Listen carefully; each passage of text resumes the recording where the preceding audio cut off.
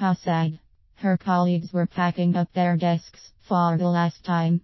Marion had narrowly escaped that last round of redundancies, so near summer holiday plans too. Joe will be lucky if he finds another job with 3 years before retirement, and his son is at university. What an awful time for him.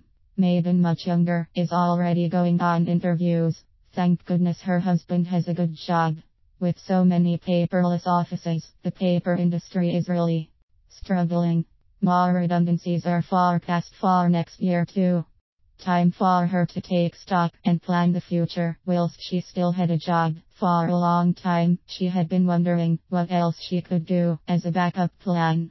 How could she safeguard her family against redundancy? She had survived it last year and again now. How much longer was her job safe? Jeremy and Cindy are still at school, however would they cope? She shuddered as she turned off her computer. She mused, should she look for another job now?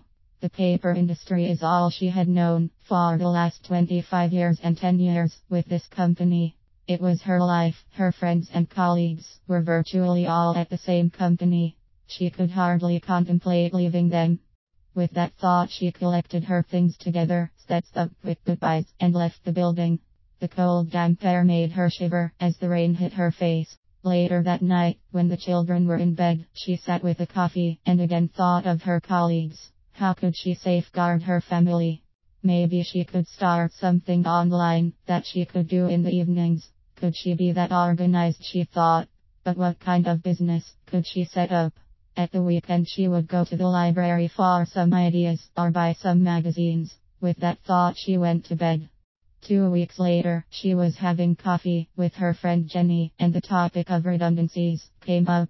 Jenny agreed how frightening the future looked, and said that she had been worrying about it too, but had found a business that she had recently started.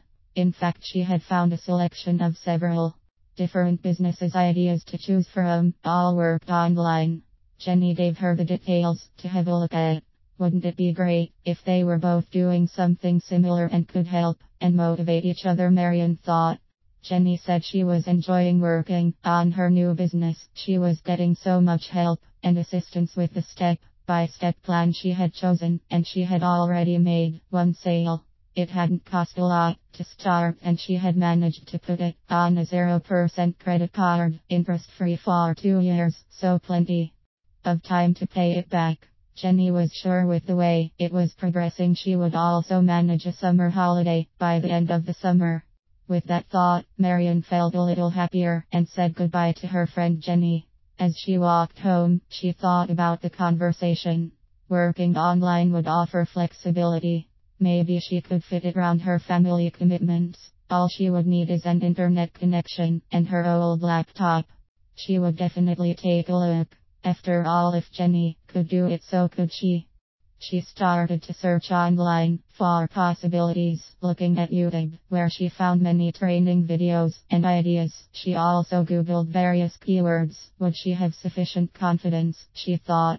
If you are feeling in need of a confidence boost, take a look at I Can Make You Smarter by Paul McKenna, or an old favorite, The Truth About Success and Motivation by Robert Montgomery, or Super Confidence by Dale Lindenfield. Redundancy can happen to anyone. If it happened to you, what would you do?